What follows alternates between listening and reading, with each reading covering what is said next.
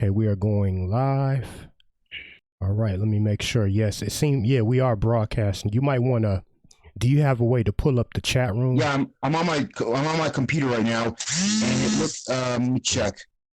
I'm on my computer right now. It should be working. If you can play the audio real quick and then mute it to see if you can hear yourself. Because I see it now. Yeah.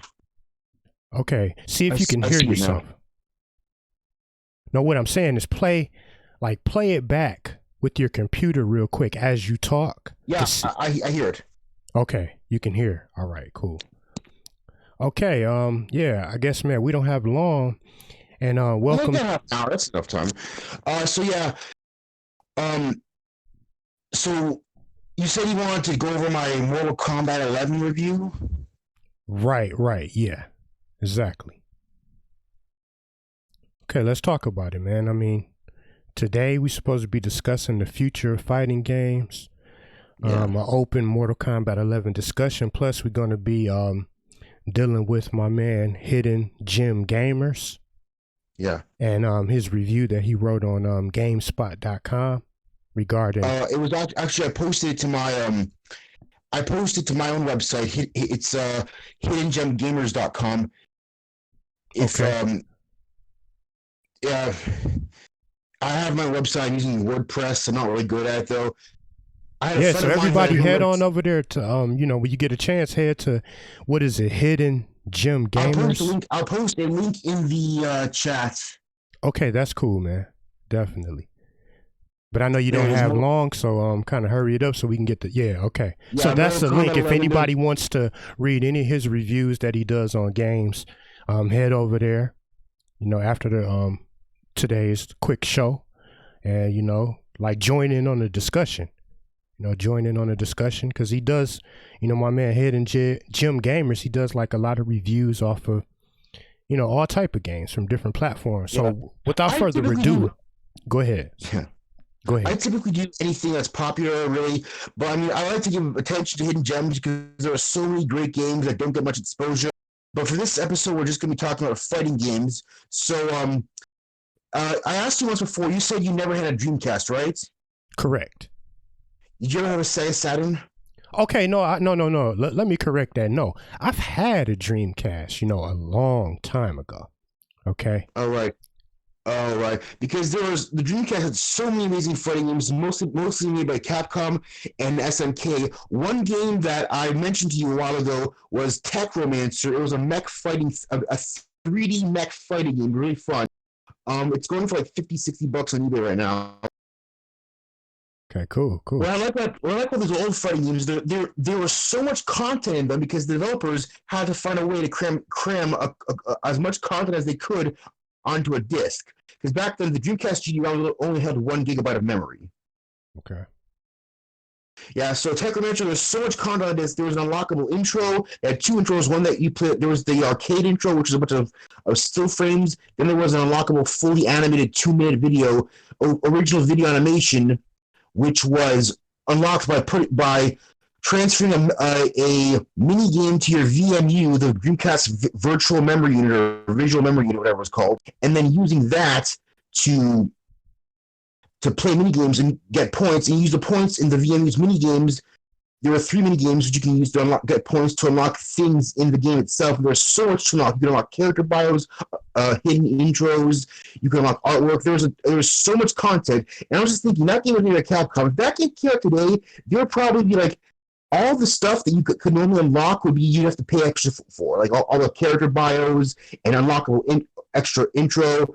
I mean, back then they put so much content onto a 1 gigabyte GD-ROM or whatever it was called that they used for Dreamcast, and now everyone's just looking to gouge you. I mean, that game, Techromancer, came out of nowhere. It wasn't based on an established franchise. It wasn't it didn't even have a sequel. It was based on an arcade game, which got almost no press when it first came out. I don't even think the arcade cabinet came to North America. I think it was Japanese exclusive. Yes. Okay, I want you, man. I know that you're on a schedule and you got somewhere to go. I want you to get into this review. that you did on Mortal Kombat 11, man. Because, you know, here on my channel, man, that's all we play, you know, fighting games. And Mortal Kombat 11 is one of the most Someone says I sound angry. Sorry if I sound angry. I'm just trying to speak loudly because my headset mic isn't working very well. I have my phone like 2 inches away from my mouth. So sorry if I sound angry. Yeah, let's get into this Mortal Kombat review that you wrote. I want you to talk and discuss this. Basically, I wrote how the game feels. It's so archaic in its design. Everything about the game is archaic except for the microtransactions. The microtransactions are just insane in this game, and I'm surprised that GameSpot and IGN both gave this game a 9 out of 10, despite the fact that they gave my favorite fighting game ever is Mortal Kombat 9. They gave that like an 8.5, and so they think that. I mean, I know it's an individual person; it's not the same person who reads the same game every time, but still. I mean, Mortal Kombat 9 is one of my favorite fighting games. I mean, hell, the Vita version of Mortal Kombat 9 had more content than this game does. And that game came out on a handheld back in 2012. Okay. Are you still with us? Yes, I am. Yeah, I just want you to, man, go ahead and rant. You know, I mean, if you need to ask me a question, cool, but I want you to get it out. Like, get it all out. So, man. I mean, we have all these garbage mobile games that gouge you, and then you look back at 2012 on the Vita. You had Mortal Kombat 9 on Vita. It had everything in the original console version, plus mini games with the touchscreen for the Vita. And that game didn't have microtransactions, so clearly you're capable of making a good fighting game on mobile, but they just don't want to. I wouldn't mind paying $40 for a Mortal Kombat 11, a smartphone version of Mortal Kombat 11, if you had all the content on it. But Mortal Kombat 11 just feels like one big, I don't know, price gouge. Like I said in my review, I played the towers, the challenge towers, for 8 to 9 hours, and then I couldn't do any more because it's just impossible. It was just impossible. I put over 180 hours into Mortal Kombat 9 challenge tower, and I was able to do it, complete all 300 challenges. Whereas in this game, I couldn't do more than 8 or 9 hours because it was just insane. The challenges were just ridiculous. Wow. Yeah, you have to pay. Hello? Yeah, we're still here. You have to pay real money to unlock one-time use boosters, which only work for once, and then you have to. Then after that, you use them, they go away. These one-time one-use consumables. Wow, man. Wow. Yeah. So you have. Right. Oh, go ahead. Yeah. No, I was going to ask you a question. Yeah, sure. You told me that Mortal Kombat 11 was gifted to you? Yeah, I was working I work at Best Buy, and I had a friend of mine who knew I love Mortal Kombat. I love Mortal Kombat 9. It's my favorite fighting game ever. And I thought Mortal Kombat X was pretty fun. I played that at a tournament in Texas called SGC Screw Attack Gaming Convention. I got that as a prize. You remember Screw Attack? No. But well, they had a convention down in Frisco in 2015. The game came out, and I won a fighting game tournament, and I got it as a prize. So that one was as a prize, and Mortal Kombat 11 was given to me as a gift by a coworker. Okay, that leads me. It was a reason that I asked you that question. The reason I asked you this is, okay, how much do you think a guy should pay reasonably for Mortal Kombat 11 as is? I mean, how much would you say that game is worth? Is that game worth $59.99? No, it's not. The story mode itself is good. It's fun. It's goofy schlock, but the characters don't feel like they've learned anything from the previous two games. They're just using this time travel plot as an excuse. And as one guy says, worth $20. Yeah, I'd say it's around worth $20 to $30 because the story mode is the only thing that's not corrupted by microtransactions. The online play, like you said, is extremely laggy, and the challenge towers are virtually unplayable unless you're like the best fighting game player in the world. But even if you're the best fighting game player in the world, you're still going to have to put up with the fact that there's all these random challenges that you can't prepare for because they're randomly generated. Wow, man. Wow. Yeah, even the best fighting game player in the world isn't going to be able to like come up with a good strategy on the fly like that, unless you're like a super genius at these games. Okay, so you gave Mortal Kombat 11 a 6.5 out of 10. Yeah, 6.5. I like it had a pretty color palette. The gore was fun. The story mode was competent. It just felt stupid. It was goofy schlock and it was fun for what it was. But I couldn't stand the how they try to gouge you with the microtransactions of the tower mode and the fact that they have just like you said, the Wi-Fi wasn't very good for you, right? Oh no, it's definitely not. Definitely not. Yeah. So what do you think? Okay, go ahead, keep going. You were saying? No, I was gonna. No, I didn't know if you're gonna continue to elaborate on that before we shift gears. Yeah, continue. Last month. I just recently I bought this thing for my Vita. It converts micro SD to fit in a Vita slot because the Vita's biggest problem was the memory cards were proprietary and they were charging like $100 for 64 gigabytes. I got a 1 terabyte micro SD card and a thing that converts micro SD to Vita slots. So you don't even have to mod your Vita. You can just put in this thing and it adjust it to fit inside of a Vita. So I have 1 terabyte of space in my Vita now. I have over 200 games in my Vita. One of them is Mortal Kombat 9. I just booted up the Vita version of Mortal Kombat 9. I used my smartphone to play that game while I was under a tunnel in a train track, and I had better reception with a 7.5-year-old Vita game on a train underneath a train track than I did with Mortal Kombat 11's Wi-Fi. Wow, I mean, we got guys in the comment section asking questions. I mean, if you want to cover any of those before I move on to the direction. Oh, yeah, sure.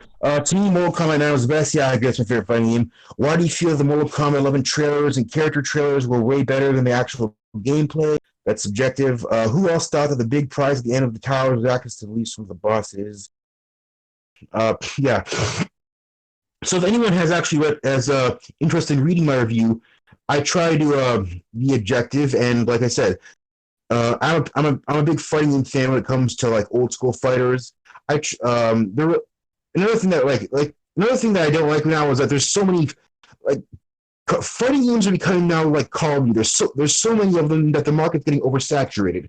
Back in the 90s and early 2000s, there were a lot of people trying to be creative with fighting games at the arcade, on the Dreamcast, on Windows. There are all these. I mean, like, I can't imagine playing a fighting game on a keyboard and mouse, but still, now everyone's so afraid of being creative because either now you make your own fighting game that's not like Mortal Kombat or Soul Calibur or Street Fighter, or you make one of those games, or if you make a fighting, it has to be like a licensed anime garbage, like all this licensed anime garbage we're getting, like Dragon Ball Z. I mean, though Dragon Ball FighterZ was fun. We have those God knows how many Naruto games we have.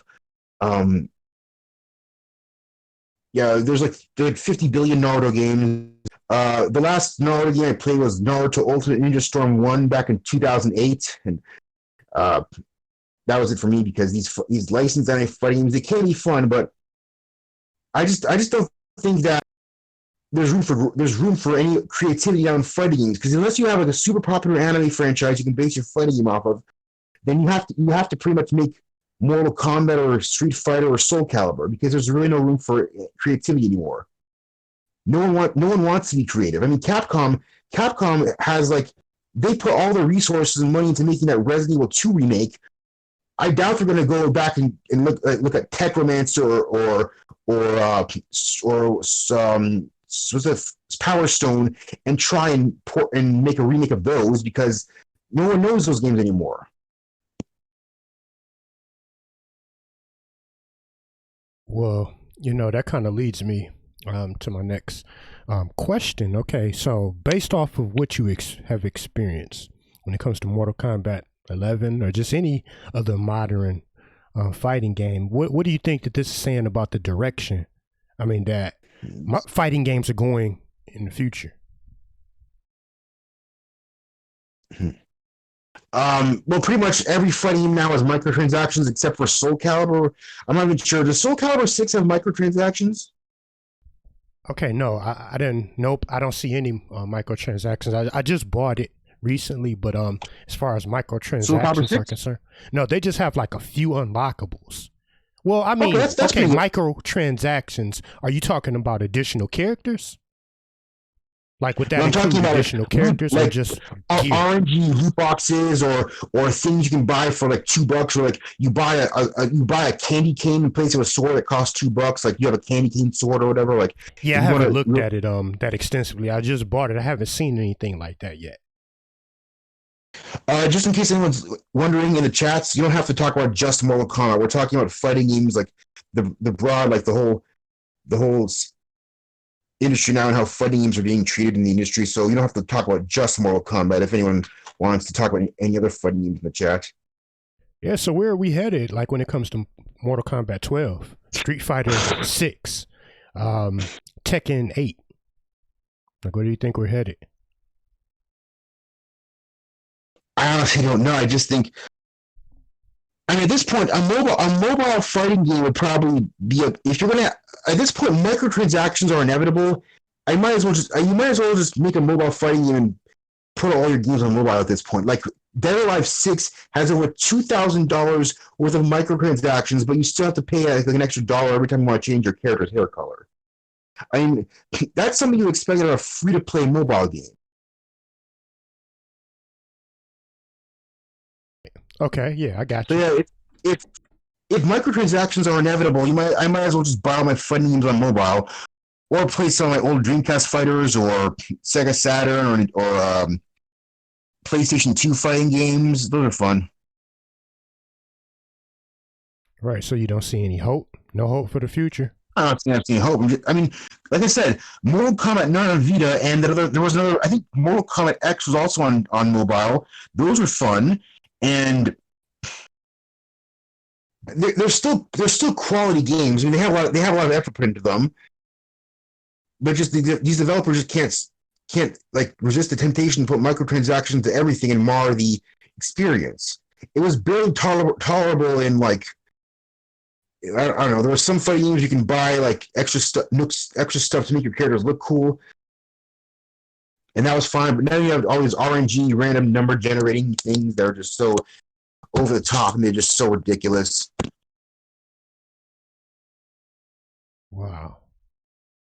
So what's something you want to see in a Mortal Kombat game? Like for me, what I mentioned in Mortal Kombat 11 was this is the third game in a row where we have these X-ray moves and they don't really do anything besides look cool. Wouldn't it be cool if you break an opponent's arm and they hit you with a broken arm, then they do less damage than if it wasn't broken? Or if you break an opponent's leg, they move 25% slower, and if you break both their legs with an X-ray move, then they move 50% slower. How the X-ray move have gameplay affecting qualities, like I said, or if you puncture somebody's organ with an X-ray move, then they slowly lose health over a small period of time. Like they lose for the next 10 seconds, they lose health or like slightly. I mean, that's a cool concept, but like when you think about have the X-ray moves have gameplay effects themselves just looking cool. This is like it's 2020 now, and these X-ray moves were fun back in 2011, like 10 years ago, but now we don't have. Now they just. They're eye candy, they're fun, but they don't do anything to do anything other than make the game look cool. They kind of have stuff like that already. I'm reading this guy's comment. Is there a fighting game where like if you break an opponent's arm and they hit you with a broken limb, then they do less damage than if it wasn't broken? I don't think I've ever heard of a fighting game like that. Yeah, I'm not sure. That would be cool. I mean, it would be perfect for Mortal Kombat. Think about it. Mortal Kombat's all about breaking arms and legs and puncturing spleens and stuff. I mean, wouldn't it be perfect if every time you broke a limb, then that broken limb would do less damage? Yeah, you should go into creating a fighting game. Puncturing moves has KDS tied to it that causes You ever bleeding. thought about that? Thought about what? Going into trying to create a fighting game, or at least like have you ever written any of the companies? I've never worked on a fighting before. I'm learning C# for first-person shooters in Unreal 4, but I've never worked on a fighting game before. Okay. But all right. Here's the thing, though. The problem, I believe, comes in like those are beautiful ideas and a wonderful concept, but like when you look at it at the end of the day, a lot of people who just play fighting games, man, they don't really care how realistic that it is. Like, well, when you talk about like an opponent, breaking their leg, and that would be good, I would say, like in a UFC fighter or something based off of, realistic fighting, like a boxing video game. But when it comes to like Mortal Kombat, like the characters, the majority of the characters like have magical powers or are gods. Yeah, I know that. But I'm just saying the story. I mean, the story's never been like something you take seriously. The story's just been there for the fun of it. I'm not saying you should make the game super realistic. I'm just saying have it so that you have an extra layer of depth, because I don't see any like really big improvements between this and what you can do on the PlayStation 3 and Xbox 360. We're getting toward the tail end of the 8th generation of hardware. We're going to the 9th generation in less than a year, and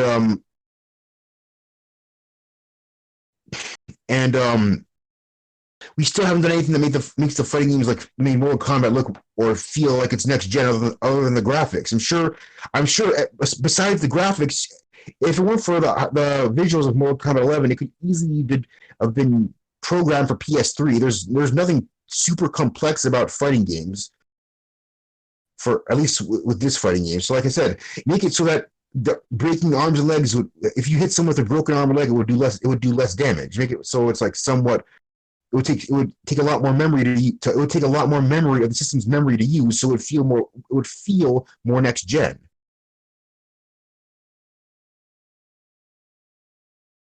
Gotcha. It's just in Injustice, I think Captain Cold has a move that does slow his opponents and even freezes them if they stay in the cold zone for too long. Okay, that's nice, but I'm just saying, wouldn't it be cool if you did that with every character, or if you broke like I said, if you puncture a spleen or whatever, they lose health over a small period of time, slowly over a small period of time. Now, okay, so it's possible. Wait, was this Injustice 1 or Injustice 2? I think Mr. Freeze was in Injustice 1. Captain Cold was in Injustice 2. So I think he's talking about Injustice 2. That was not on PS3. That was on PS4. So yeah, the technology is here. We have the ability. The developers, I guess, just couldn't think of it. Just either didn't want to do it because it would take too much time, or they just didn't think of it. And I'm not doubting NetherRealm Studios. I love Mortal Kombat 9 and the first 2 Injustice games. So I'm sure they can do it if somebody just encouraged them to.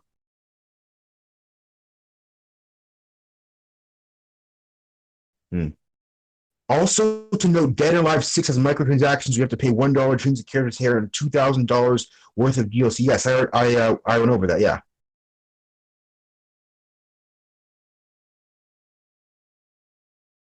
Like, hello? Oh yeah. I'm still listening. Go ahead. Like, I remember in Mortal Kombat 9's Challenge Tower, one of the challenges was that your character gets weaker over time, or that he gets stronger after he defeats an opponent. Like, he gets certain boosters. Like, have like a party mode. That would be fun. Have a party mode where you can select certain boosters that you can use whenever you want, and like just play for fun. That way you have like an unlimited amount of boosters, but they don't affect. You don't get like trophies or achievements for them. So you just play for fun. Like, I like the boosters. I think the boosters in Mortal Kombat 11, even the ones in the Challenge Towers in Mortal Kombat 9,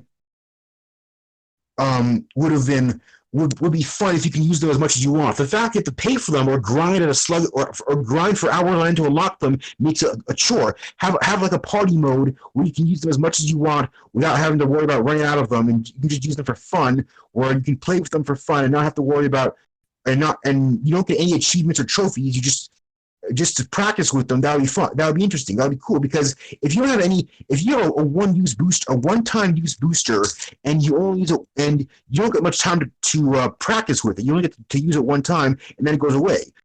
Have like I said, have a party mode where you can practice using these boosters, so that way you know what you're doing, and you don't have to look up YouTube walkthroughs on how to use them.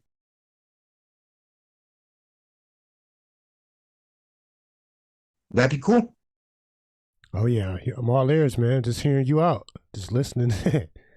Yeah, so like have a party mode where you can use as many boosters as you want. Like, you have an unlimited amount of boosters that you can use whenever you want to practice with. That would make it more fun.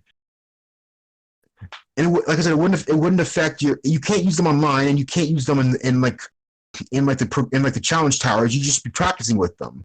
At least give us somewhere where we can practice with the boosters, so that way you can, like, I don't know, give them more replay value.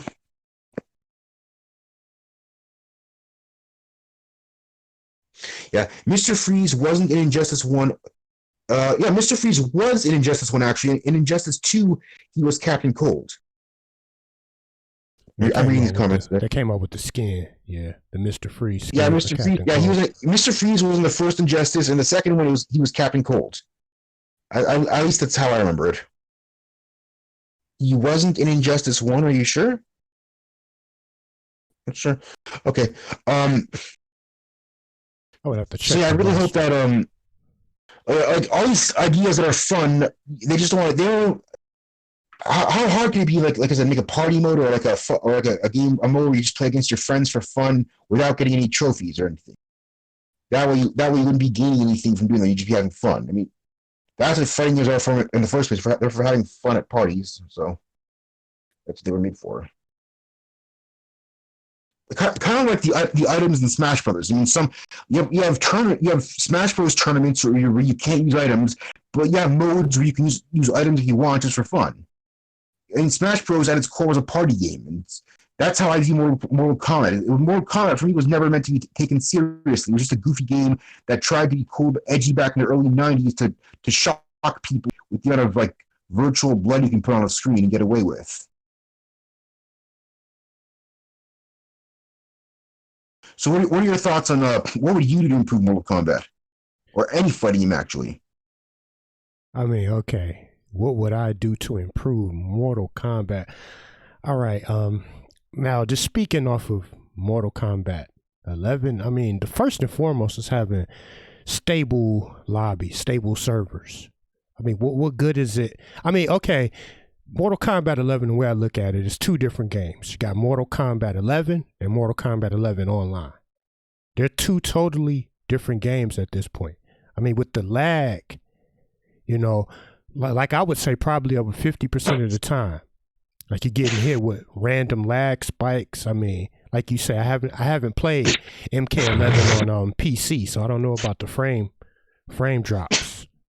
But I would just say on console, man, the first thing that I would have to fix would be solid, stable servers. Yeah. That's first and foremost. Because what good is a game? What good is, you know, having a game with online capabilities if you're not even able to, you know, play it? Yeah. I got comments. I'm sorry. Someone says you said Mortal Kombat in the early '90s wasn't meant to be taken seriously. Well, I mean, I'm talking about I'm not talking about what it did. I'm talking about I'm not talking about it as a showcase of power. In terms of showcasing what an arcade could do, yes, it was meant to be taken seriously as a virtual showcase. It was meant to showcase just how realistic games were meant. But I'm talking about the story. The story was not meant to be taken seriously, and the whole thing was just over the top violence for the sake of being over the top violence.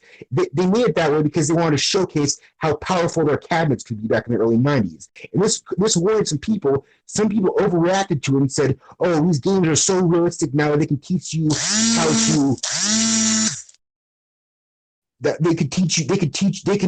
That now that we're capable of making these super realistic, hyper realistic programs. Who's to say that these developers won't be able to make nuclear missile codes or launch codes or whatever? I remember back when the PS2 first came out, and people were saying the PlayStation 2 is banned in North Korea because it's so powerful that Kim Jong-il or Un or whatever could use it to launch nuclear missiles because it's so powerful. All these people were there, and yes, the hardware was taken seriously because of how it was pushing boundaries. But I'm talking about the story. The story wasn't taken seriously, which is it was just goofy schlock. I mean, some people probably took it seriously. I never knew anyone who grew up. I mean, I was born in '93, so I didn't grow up with Mortal Kombat. But all the people I know who are 10 years older than me, who went to game stores and taught me about this stuff, they were talking about how cool they were at school and how everybody was talking about the blood code and about this one guy, a friend of mine who worked at the story and its characters is the main reason diehard fans came down. Yeah, I'm sure they are diehard fans because of story and characters. And there's nothing wrong with being a diehard fan of someone that's goofy and schlocky, like Back to the Future or Mortal Kombat. I'm sure there's nothing wrong. I like Mortal Kombat because of its characters. I'm not saying the story is bad. I'm just saying I'm just saying it's goofy. It's complete goofy schlock. And Mortal Kombat 11 further emphasizes that.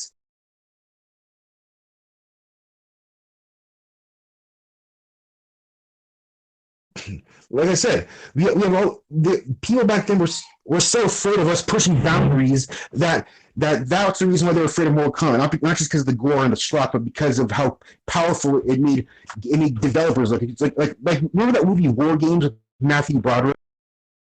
And about how it showed this guy with how this kid in high school with a computer was able to hack into the NSA or something like that back in the 80s.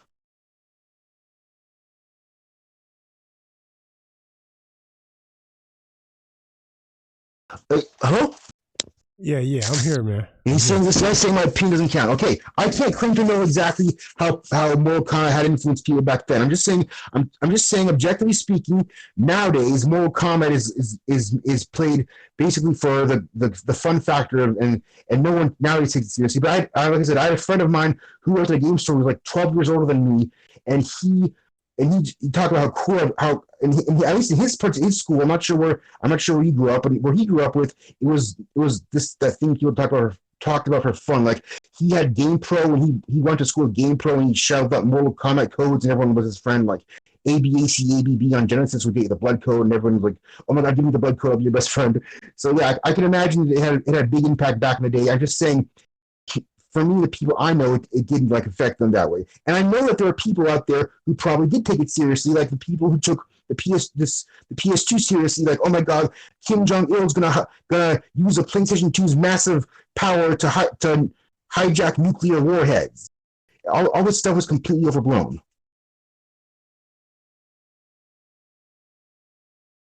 Hello?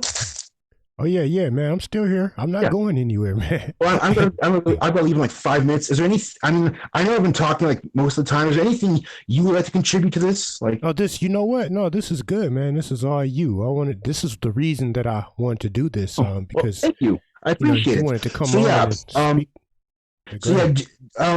When were you born again? Were you born in the 80s or 90s? Well, no, I don't put out my personal information on here. Okay, man. okay. Yeah. I just wanted to know like how Mortal Kombat affected you and like. Well, I mean, I grew up playing Mortal Kombat. I mean, okay, what attracted me in the beginning? I mean, it was a new game, something new to do. Yeah. I fell in love with the characters. For me. Yeah, go ahead. You fell in love with the characters. That's cool. Right. Like for me, my three favorite characters are Sub-Zero, Raiden, and Stryker from Mortal Kombat 9. But to be totally honest with you, man, I also grew up on Killer Instinct, and back when I was growing up, I never had that. I had let me finish though first. Back when I was growing up, there was really no difference. I didn't like Mortal Kombat over Killer Instinct. They were all one and the same. I mean, as a kid growing up, you don't become like loyal to a certain franchise. I mean, like I also grew up on Street Fighter. Street Fighter was the game of its day. Like I had equally the same amount of love for Street Fighter as I did for Mortal Kombat, as I did for Killer Instinct. To me, they were all just good fighting games. Well, for me, when I was very young, I remember when I was like 6 years old, and back in '99, my friends had GoldenEye for the N64. My mom didn't want me playing it because it was too graphic. And I remember we tricked her once by putting on paintball mode. I'm like, look, Mom, we're not shooting guns, we're shooting paintballs. And that was pretty cool. But for me, I'm just saying there are parents out there who think that everything is going to corrupt their kids now. So I can imagine how back in the '90s people thought that about Mortal Kombat. I can't say from personal experience how it affected everybody, but I'm just saying there are always people out there who are going to exaggerate things and make them look like they're the worst thing in the world. Like when the PS3 came out, we had people saying the PS3 is so powerful that some guy bought like 600 PS3s and made some sort of super launching device that let him like, I don't know, but it was some kind of military device that he was in the military and he programmed to aid the military.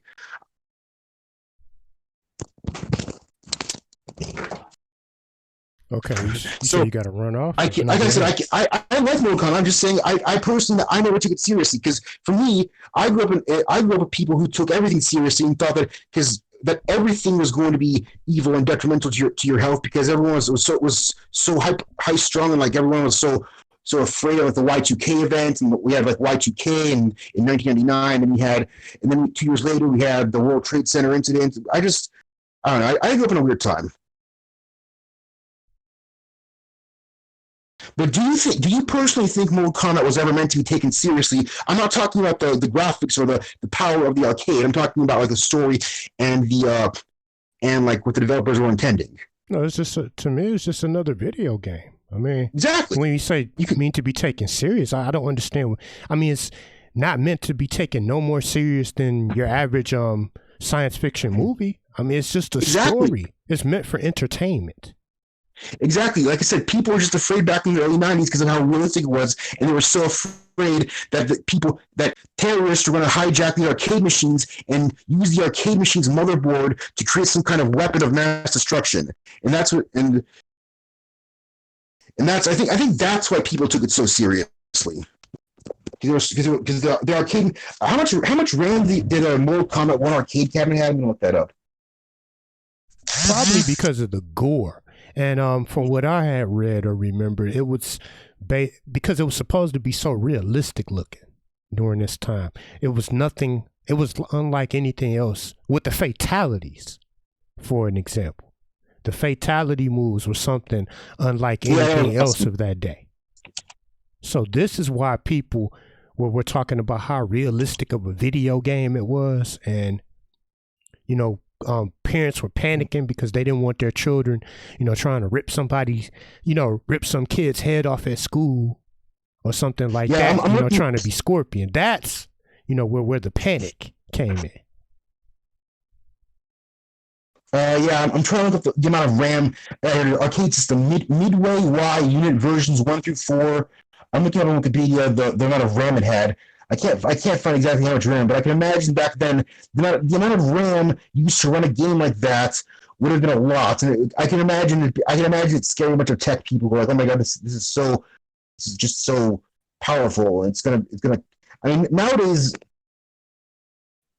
everybody can do that because everyone's got a smartphone. And everybody has the power to like say something stupid or make dangerous threats online. But back in the early 90s, I can imagine it being scary. For me, Mortal Kombat was probably scary because of what it made people feel, what the technology made people feel, not what was actually going on in the game. The senators are just using that as an excuse to create more censorship, in my opinion. They wanted to have.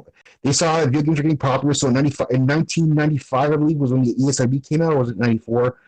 So, in my opinion, the whole thing was just like a fear mongering tactic to make people give the government another reason to have a reason to censor stuff. That's my opinion.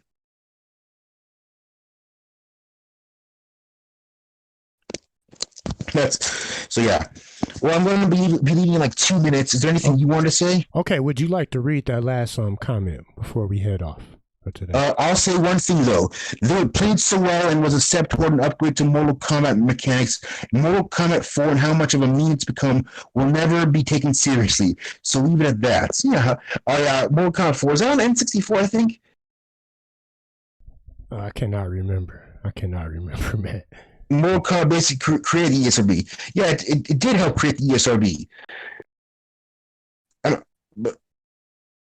if it wasn't for Mortal Kombat, the government would have just come up with some other reasons to want to censor games. So you can't just say that just because of Mortal Kombat that happened. Just like the video game crash of '83 didn't happen just because of ET. It happened because of oversaturation. There was so much garbage going out, and nobody knew what was good because there was no internet to warn them about bad games.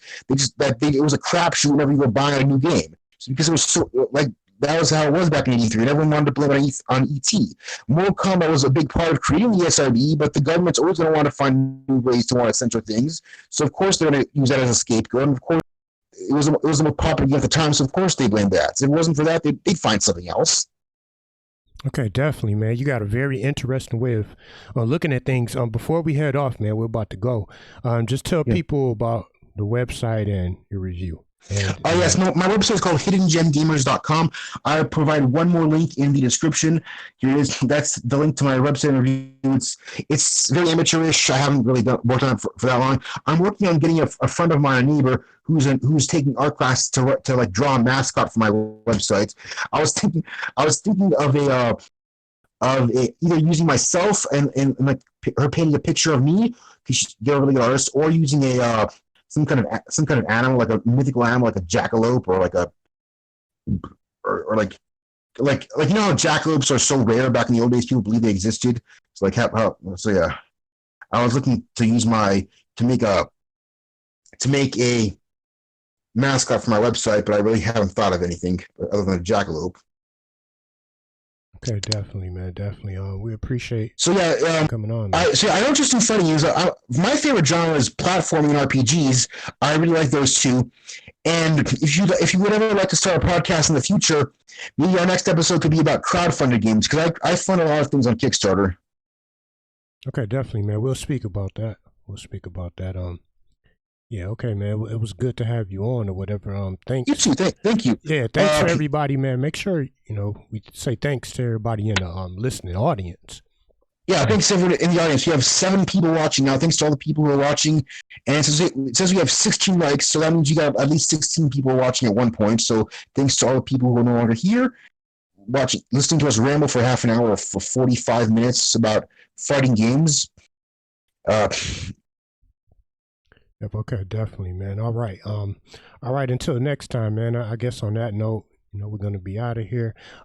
Thanks to Hidden Gem Gamers and the Mortal Kombat community. Definitely for tuning in. So on that note, we're gonna be offline, and we will be bringing another live stream shortly. Thank you.